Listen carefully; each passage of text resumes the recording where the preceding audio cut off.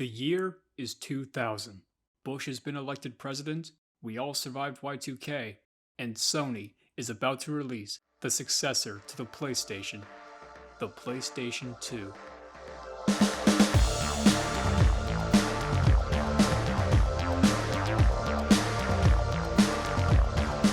At the time, it's the most sought-after game console, and everyone wants it. I'm a huge PlayStation fan. I've been waiting for this day. I'm gonna cry right now. I think I'm gonna cry. People flock to the stores to be the first ones to get their hands on the greatest console of all time. There are waiting lists and tickets just to stand in line and get a chance to buy PlayStation 2. It's really exciting to see a home platform that's going to have even surpass the power of some of the high-end military machines that we've worked with in the past. I think it's absolutely incredible that we've got a supercomputer and a game machine. But there's a problem. PS2's are going missing. Someone has stolen them right from store shelves. But not because they want to be the first to play Dynasty Warriors 2. No, they want to use the system for world domination. As a weapon of mass destruction.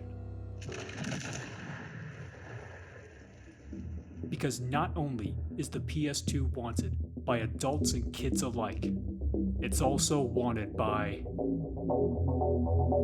Saddam Hussein? What?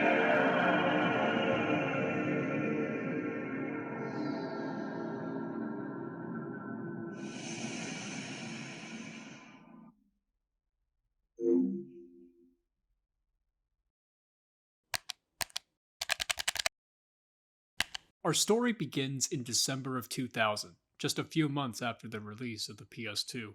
An article was written by the website WND, stating they had received leaked intelligence reports that as many as 4,000 PS2s have gone missing and have been sent to the country of Iraq. The reason? Because the then Iraqi president, Saddam Hussein, wanted to combine the parts of the PS2s to create a supercomputer. A supercomputer for military purposes that could take control of UAVs, could calculate data for long-range missiles, and even help with the design of nuclear missiles. Hearing this story, it sounds strange, like it was written by a conspiracy theorist. But before coming to that conclusion, I thought to myself, was any of it true? Was it possible to make a supercomputer out of PS2s? Did the PS2 ever get used for military use? And did Saddam really make a supercomputer out of game consoles? Let's find out.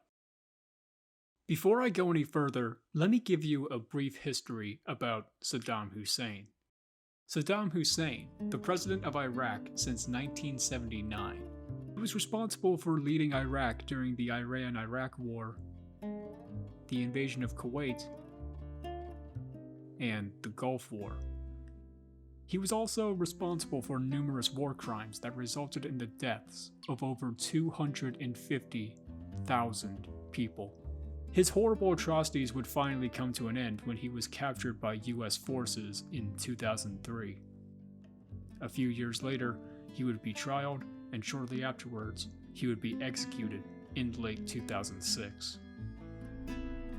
But before he was captured, did Saddam try to one-up his enemies by using gaming consoles to his advantage?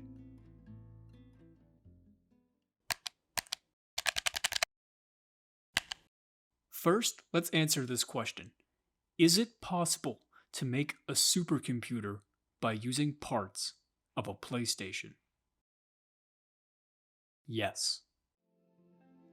Allow me to explain. The PlayStation 2 had a wide variety of games, but it also had a wide variety of accessories, one of which was Linux for PlayStation 2, a kit that came with a mouse, keyboard, a 40 gig hard drive, and Linux OS, allowing users to turn their consoles into their own personal computers. Shortly after these came out, researchers at the National Center for Supercomputing Applications came up with an interesting hypothesis. If they can get a bunch of PS2's and Linux kits and turn them into computers, then maybe they can combine them and make a computer cluster. And they did. By using 70 PS2's and Linux kits, they were able to create their own supercomputer just by using game consoles. But it goes even further than that. In 2006, Sony released the PlayStation 3, which came with a unique feature, Other OS, a feature that allowed users to install their own OS onto the system. And just like the PS2, it too was capable of being a personal computer. And soon, people found a new way to make cheap supercomputers. In 2007, North Carolina professor Frank Mueller was able to make a PlayStation supercomputer with as little as 8 units. A computer he used to teach classes about operative systems and gaming.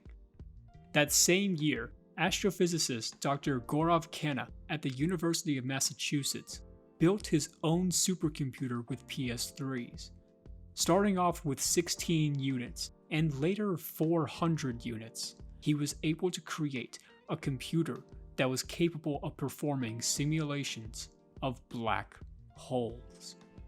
But the biggest PlayStation supercomputer was the Condor Cluster, created in 2010 by the US Air Force Research Laboratory. A computer cluster consisting of over 1,700 PS3s. It could perform 500 trillion floating point operations per second, and it could analyze high-definition images from satellites. At the time of its creation, it was the 33rd most powerful computer in the world. Which might not sound that amazing, but considering that it was made with PS3s, and that it was cheaper than other supercomputers at the time, it is quite impressive. So yes, it is possible to make a supercomputer using parts of a PlayStation. Or it was possible. You see, the reason why they were able to make these PlayStation computers in the first place was because of the Other OS feature on the PS3. Other OS was only available on the original PS3 and not the later slim versions. And Other OS didn't last for long. In March of 2010, due to security concerns, Sony released an update to the old systems that would permanently remove Other OS. Because of this, the ability to make a PlayStation supercomputer is no longer possible. But at one point, it was with both PS2 and PS3. So could Saddam have created his own PlayStation supercomputer? We'll come back to this later, but now let's discuss the PlayStation and if it could be used for military needs. But in order to talk about that, we need to talk about something really interesting: shipping exports.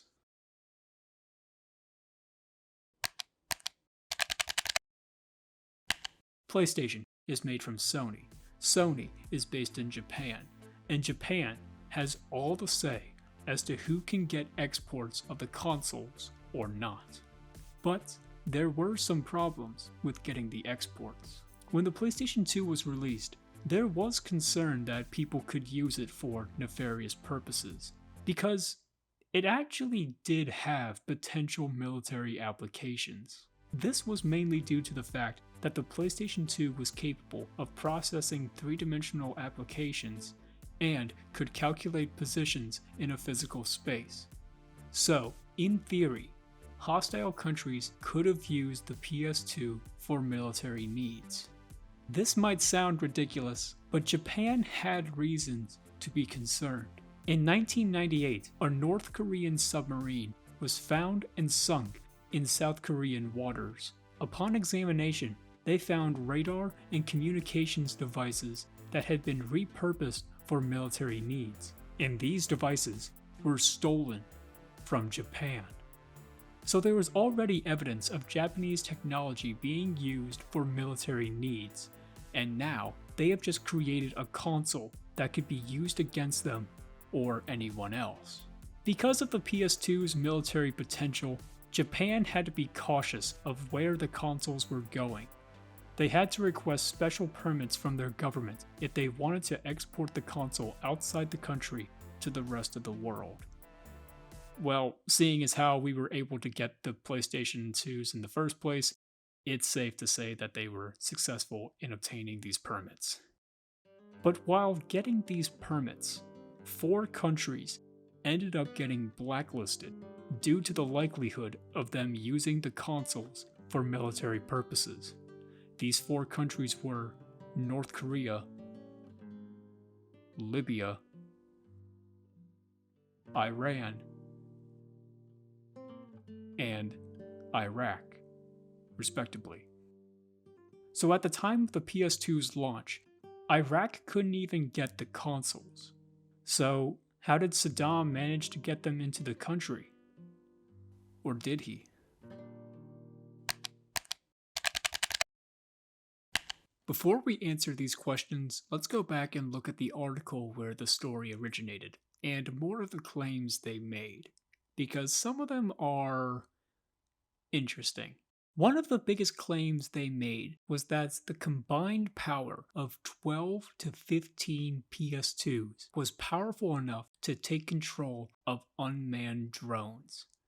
As mentioned earlier, a team of research scientists were able to combine 70 PS2s into their own supercomputer. But even though they were able to create such a computer, the most powerful thing it could do was run physics calculations and write some code. And even though it worked, it was a very flawed system. Senior research scientist Greg Stephan noted that the computer had issues with its memory. It contained numerous bugs that could not be controlled, and had to be rebooted in order for it to work. Because of this, the project didn't last long, and it was abandoned shortly after it started. If a group of computer scientists who are trained in this field couldn't get the PS2 supercomputer to work properly with 70 units, what chance did Saddam and his untrained men have to get it to work with as little as 15 units?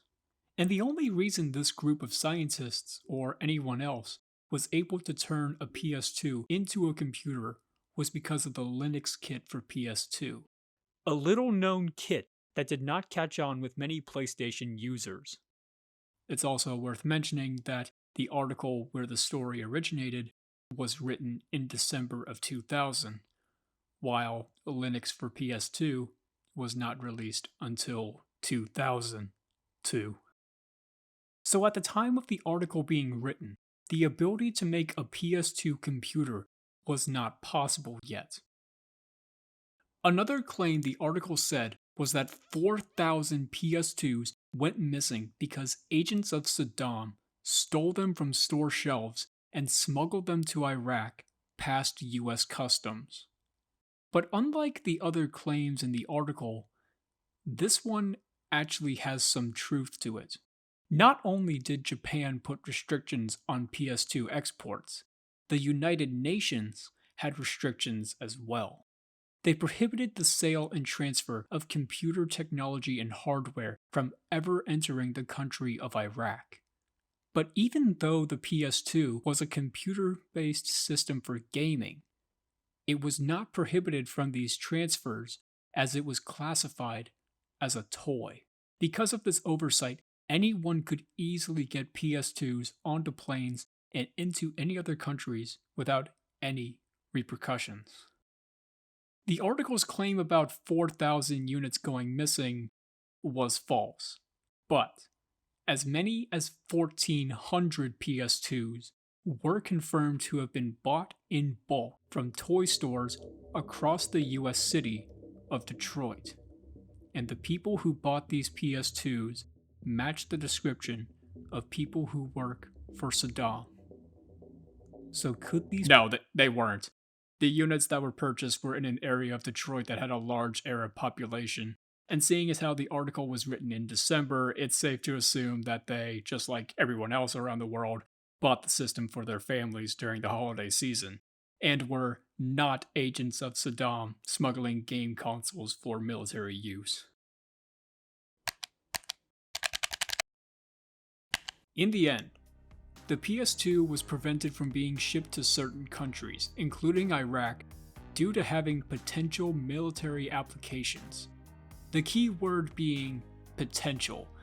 Nothing was ever confirmed if the PS2 could be used for military purposes. There were plenty of theories, but there is no evidence to confirm if the PS2 ever did. The PS2 was able to be turned into a computer and could be turned into a supercomputer with enough units. However, it was flimsy and unconventional, and the technology to make that system possible was not yet available at the time of the article being written.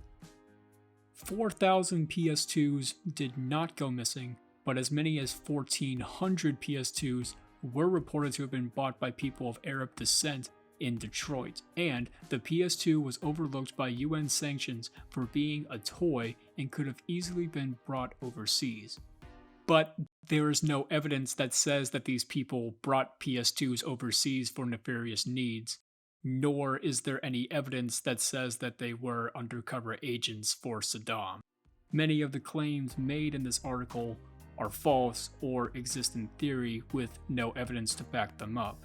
It's also worth mentioning that many of the claims from this article come from various intelligence sources, all of whom have remained unnamed.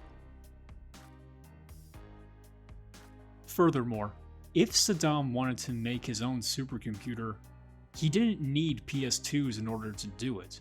Despite all of the UN sanctions that were put in place to keep technology out of Iraq, Iraq still had an abundant supply of computers. So Saddam and his men could have easily used these to make a supercomputer instead of smuggling PS2s from overseas. Whether or not it would have helped with nuclear weapon development is unknown. In conclusion, did Saddam make a supercomputer by using parts of PS2s?